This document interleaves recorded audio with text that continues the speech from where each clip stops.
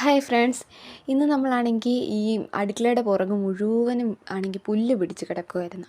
ഞാൻ ഓർത്ത് നമുക്കത് ഒന്ന് വൃത്തിയാക്കി എടുക്കാം. അപ്പോൾ കുഞ്ഞിപ്പഴാണെങ്കിൽ കുറച്ച് നേരത്തേനൊന്ന് ഉറങ്ങി. അപ്പോൾ അവളില്ലാത്തപ്പം ചെയ്യുവാണെങ്കിൽ നമുക്കിത് നല്ലപോലെ ചെയ്യാം. അല്ലെങ്കിൽ അവളതിൻ്റെ ഇടയ്ക്കെല്ലാം കയറി കൈയും കാലും എല്ലാം അഴുക്കാക്കും.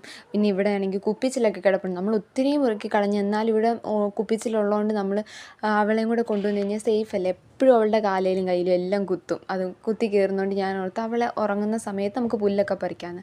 ഞാനാണെങ്കിൽ കൈത്തൂമ്പ് വെച്ച് ഇതെല്ലാം ഇങ്ങനെ ഒന്ന് ഇളക്കി വിടുമ്പോഴേക്കും അത് ഇങ്ങനെ പെട്ടെന്ന് പോരും പുല്ല്. പക്ഷേ വേരിനോട് ചേർന്നല്ല വരാത്തതുകൊണ്ട് പെട്ടെന്ന് ഇളകി പോരാത്തതുകൊണ്ട് തന്നെ ഭയങ്കര പാടാണ് ഇവിടുന്ന് പുല്ല് പറിക്കാൻ. കുറച്ച് ദിവസം 5-6 ദിവസം കഴിയുമ്പോൾ പിന്നെയും പഴയ പോലെ തന്നെ പുല്ല് കയറും.